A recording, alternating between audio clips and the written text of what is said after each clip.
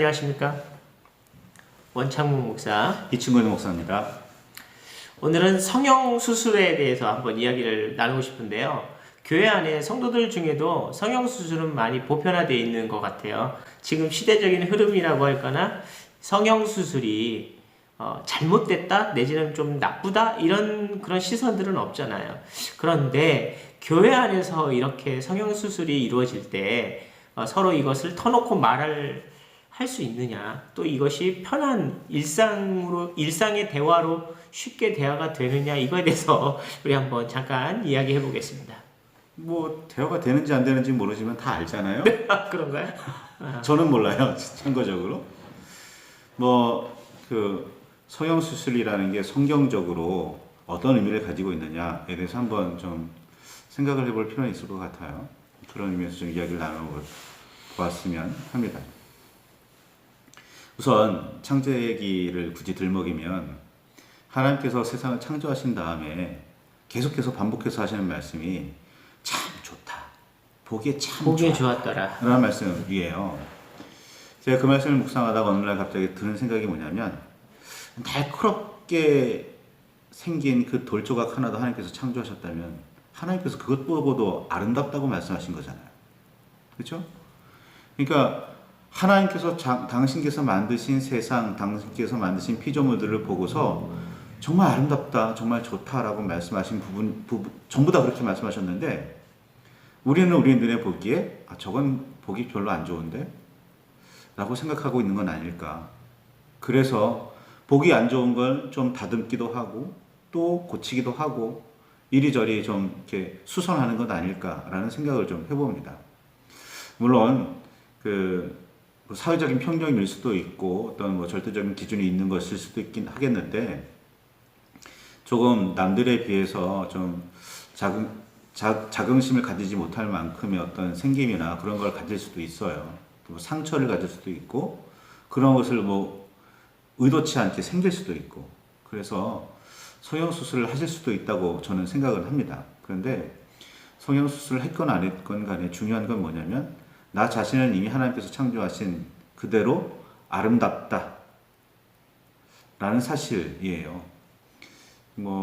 굳이 이지선이라는 분을 들먹이지 않아도 상처가 있다 없다가 문제가 아니라 어떻게 보면 마음가짐이 그걸 받아들일 준비가 되어 있느냐 아니냐, 그게 문제가 아닐까 싶은 생각이 듭니다.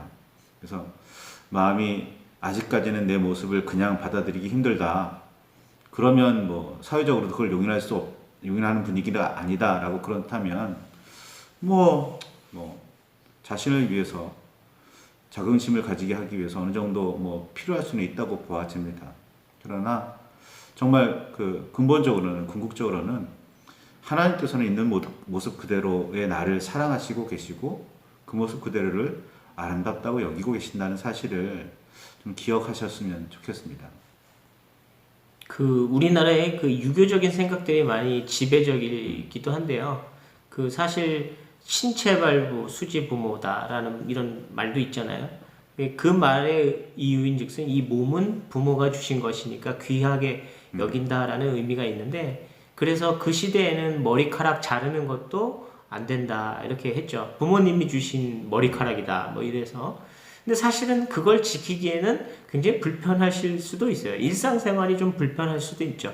물론 그 시대에는 그게 불편하다라는 개념이 아니었고 당연히 지켜야 되는 것이 당연한 도리로 여겨졌던 거죠.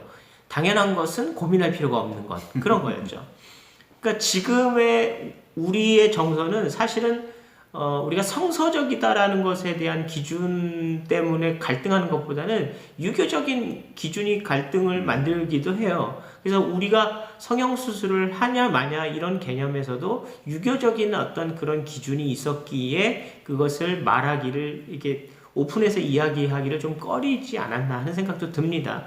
지금 목사님 말씀에 가장 핵심으로 보게 된다면, 하나님이 주신 아름다운 신체를 그대로 그 근본의 모습이 아름답지 않느냐 이렇게 말씀을 해주신 거로 생각한다면 저도 그 부분에 대해서는 동의를 합니다.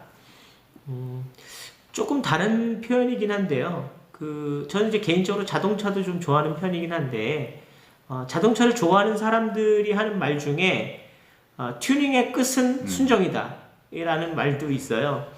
사람들은 자기의 만족을 위해서 자기가 뭔가 튜닝, 그러니까 제조사에서 만들어져 나오는 부분이 아니라 그 자기 만족을 위해서 어떤 튜닝을 한다는 거죠. 그래서 어떤 부분에 있어서 좀 더 귀여운, 좀 더 예쁜, 좀 더 다른 색, 뭐 이런 다양한 모양으로 변화를 시도합니다.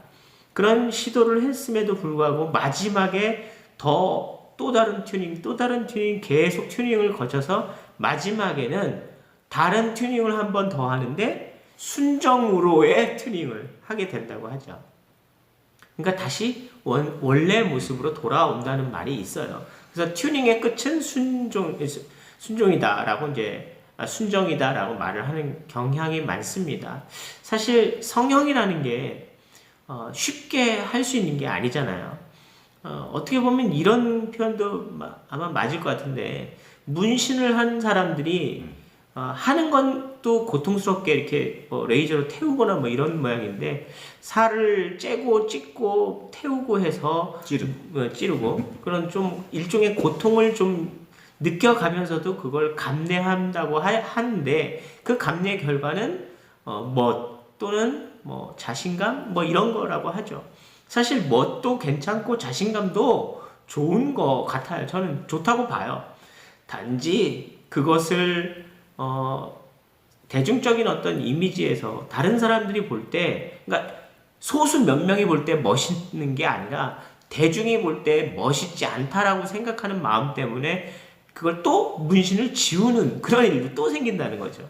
그래서 문신을 지우는 어떤 그런 시술을 또 하게 되는데 그것은 문신을 할 때 시술은 한 번으로 되지만 그걸 지우는 시술은 뭐 여러 번을 해야 그 문신을 지울 수 있다라고 얘기를 하더라고요. 그래서 성형이라는 게 한 번 하면 뭐 멋도 늘어나고 뭐 자신감도 늘어날 수 있겠지만 궁극적으로 볼 때 그게 다시 돌아가기가 쉽지가 않은 부분들이 굉장히 있는 모양이에요. 돌이킬 생각이 있는 사람이 하진 않겠죠, 설마? 돌이키기가 쉽지 않다는 게 문제죠. 그래서 저는 좀 그렇게 생각을 해요. 지금 목사님께서는 좀 이제 가장 우리가 처음으로 하나님이 주신 이 몸이 이미 아름답기 때문에 다른 튜닝을 꼭 하지 않아도 괜찮다라는 의미도 있고 또는 마음적으로 심리적으로 자신감만 있으면 외형이 조금 좀 볼품 없다 하더라도 이미 충분히 그 내면이 아름답다 이렇게 볼 수도 있겠지만 또 자신감 때문에는 또 필요하실 수도 있겠다 이런 생각도 들어요. 이런 말씀 좀 드리고 싶은데 적어도 하나님께서 보시기에는 충분히 아름답다는 거예요. 물론 다른 사람들의 시선 때문에 성형하는 대부분의 경우가 다른 사람들의 시선 때문일 것 같아요. 제가 보기에는 뭐 자기 만족도 있기는 하겠지만 다른 사람들이 나를 어떻게 볼까를 고민하다가 이렇게 성형을 하시는 거죠. 뭔가를 고치고 뭔가를 바꾸는 거죠. 다른 사람의 시선을 그렇게 신경 쓰다 보면 평생 다른 사람의 눈치만 보게 되지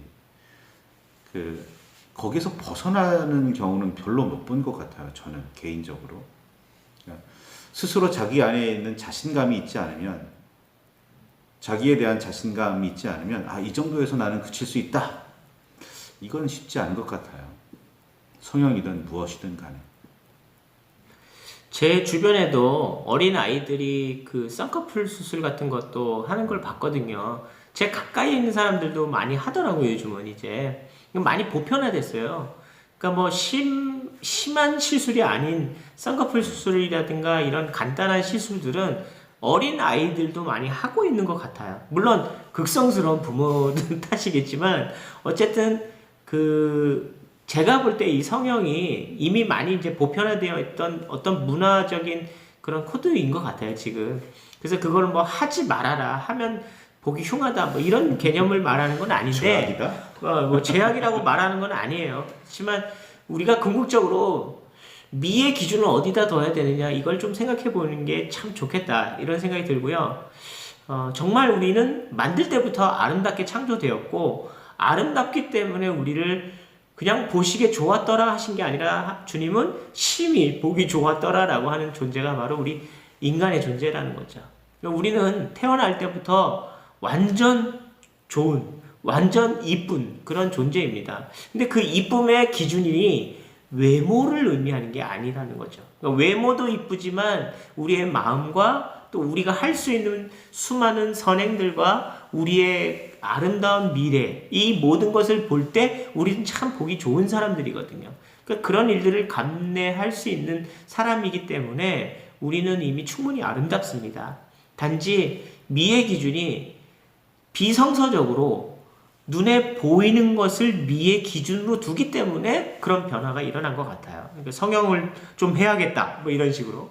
근데 분명히 말씀드리지만 성서에서 나오는 성서에 이게 미의 기준이다 이렇게 말하진 않지만 성서에서 말하는 미의 기준을 유추해서 보건대 그것은 분명 우리가 행동하고 우리가 보여지고 있는 이 얼굴의 모습이 아니라 우리가 행동하는 행동의 모습들 또 그 행동을 하기 위한 우리의 마음의 자세들 이것을 가지고 성경은 아름답다라고 표현했을 것으로 보여집니다. 그렇다면 우리가 믿음이 있고 또 믿음의 선행을 할 때 우리의 모습이 아름답다라고 보시는 것처럼 우리의 행동이 더 중요하지 우리의 얼굴을 뜯어고치는 게 더 중요하지는 않다고 봅니다.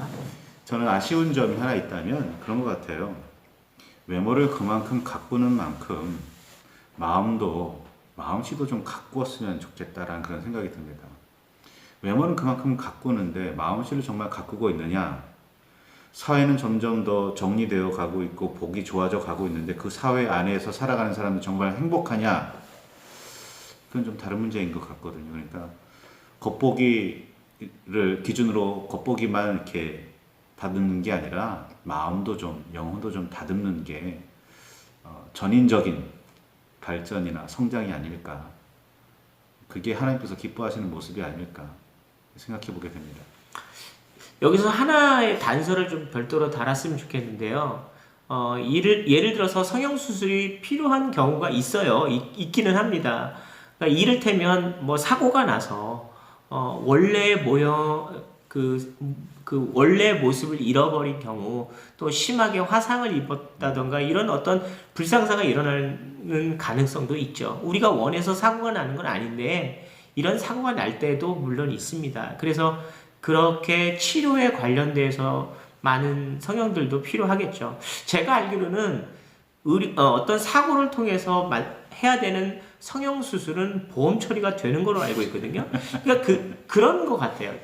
제가 뭐 정확한 어떤 의료 지식을 갖고 있는 건 아니지만 성형도 보험이 되는 정도의 성형이라는 것은 사치스러운 성형이 아니거든요. 그건 치료적인 목적에서 필요한 성형이거든요. 그렇죠. 제가 볼 때는 생활을 위해서 필요에 의한 성형이라는 것은 전 괜찮다고 생각합니다. 단지 지금의 모습으로도 충분한데 좀 더 과시하겠다라는 의미, 좀 더 외형적인 미를 추구하고자 해서 그렇게 집중적으로 외형만을 추구하는 그런 성형을 하는 것은 권장하기는 좀 어렵지 않나 이런 생각이 듭니다. 뭐 외모 지상주의의 결과든 혹은 외모 지상주의의 어떤 뭐 부추김이든 간에 너무 외모에만 신경 쓰는 건 결코 좋은 현상은 아니다 싶습니다. 네, 정리하겠습니다. 다른 어떤 나라보다 우리나라는 성형수술의 강국이라고 말을 합니다. 외국에서도 우리나라에 성형수술하러 들어오는 경우도 꽤 많다고 하죠. 하지만 외형의 미도 충분히 아름다운 여러분, 이제는 내면의 아름다움을 키우실 때입니다. 이 교회에서도 또 성서적으로도 우리가 권할 수 있는 것은 여러분의 마음을 충분히 아름답게 성장하는 그런 여러분, 내면도 아름다운 여러분이 되시기를